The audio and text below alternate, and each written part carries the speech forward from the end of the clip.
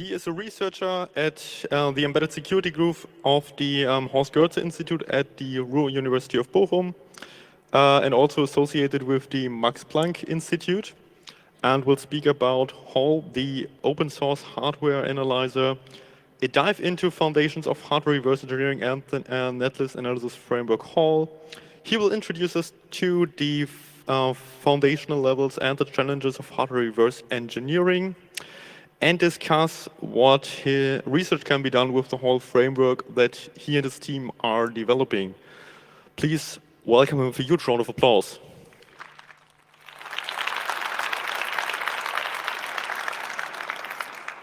Yeah, welcome also from my side. Welcome to all the people that are here this early, and also welcome to everyone at home watching the stream.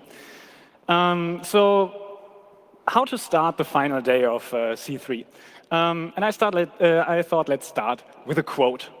Trust me, I'm an engineer. This is a very famous quote by basically every engineer. And if we look what's out there, if we look at the real world, the quote is proven right. We see countless examples of great engineering in the wild. And these things, they make us wonder. Yeah, they are great. All these great examples of engineering out there, they focus on so many areas, but for all of us here, like technology is one of the main focuses of engineering that we are looking at. And if you think about it, like our current technology level, all of the stuff we have experienced here over the past 3 days, and like the whole world at its current state, it's driven by technology, and this is the result of years of engineering. So if I was asked to define engineering, I would say engineering means turning a high-level description into an actual thing. And this is like a very hand-wavy definition, but I think it captures quite well what an engineer does at its core. So humanity is driven by curiosity. We want to understand things, especially if they are fascinating. So how do we understand the complex works of engineers? You don't become an engineer just by watching a few YouTube videos. Like years of training go in there, and all this expertise. How can we understand this? How can we learn from this? And the most simple answer is by talking. We ask engineers, we talk to the teams that make all these things. But what if no one is there to teach us, or no one wants to? No one is allowed to teach us. Well, then we have to take a look at this ourselves. So if the way from the high-level description to the thing is engineering, we are interested in the way back. And this is called reverse engineering. So to put this into perspective, or in our definitions, reverse engineering is analyzing a thing to recreate a high-level description. And it's important that it says a high-level description, not the high-level description, as we are not always interested in the exact high-level representation that resulted in the thing we are analyzing, but maybe just in an approximation or something equivalent. And if you think about it, we have all done some form of reverse engineering in our daily lives.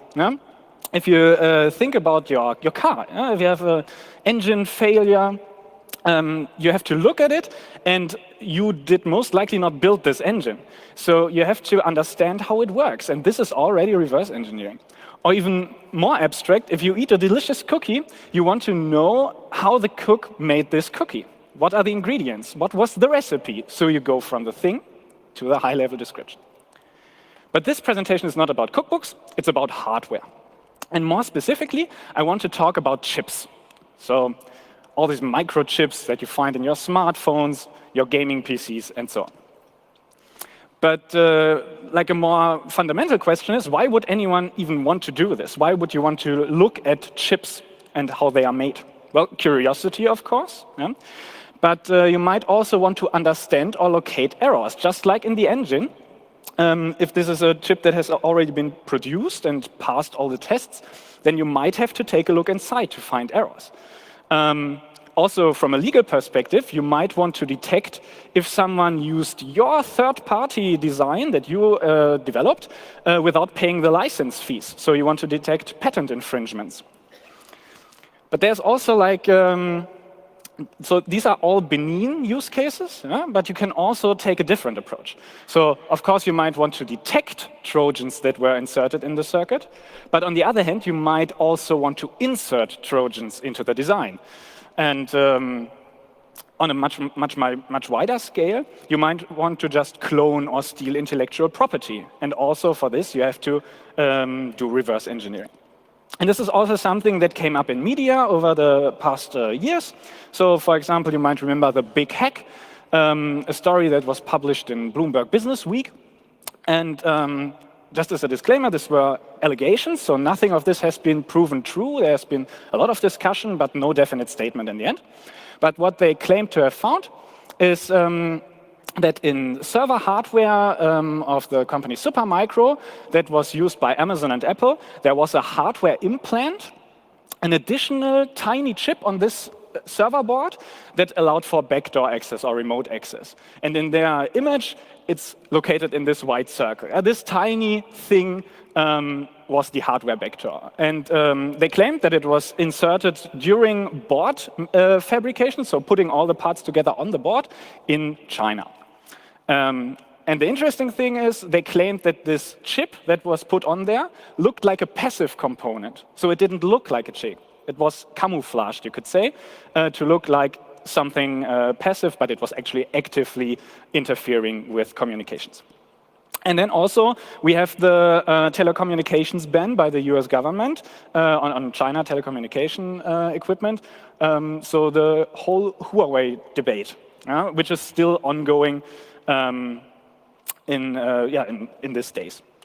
So in this talk, I want to give you first an introduction to the basics of reverse engineering, but also into the basics of hardware engineering. And to understand how we can go the backwards direction, we have to take a look at forward direction as well. Then I want to talk about HAL, our hardware analyzer, and the research that we do at the institute, at the university, associated with HAL. But as a disclaimer, this is a foundations talk. So I do not and I cannot make you experts in such a short period of time. But I want to give you a high-level overview so that you can get the big picture, that you can talk to others, that you understand the underlying principles and difficulties of hardware reverse engineering. So let's start with engineering, hardware design. Since I guess that most of you know their way around software pretty well, yeah? But hardware is most of the time kind of difficult. I will try to make analogies to software as often as possible to make it more understandable for you. And in this talk, I will focus on two kinds of chips, two kinds of integrated circuits. The first one are ASICs, application-specific integrated circuits. And the second kind are field programmable gate arrays, FPGAs. So an ASIC is basically your classical integrated circuit. This is what you think of when you hear chip, basically. It's optimized for a dedicated purpose. Think about a sensor or something. And the logic in it is implemented through Boolean gates and flip-flops, and some other elements, of course. Yeah, but these are the core elements that comprise an ASIC. An FPGA is reprogrammable hardware. The ASIC is fixed. Once it's built, it does what it does, but you cannot change it anymore. And the FPGA, of course, the hardware in the FPGA itself is also fixed, but you can reprogram the ASIC, the FPGA. So it is optimized to offer you a high degree of freedom for reconfigurability.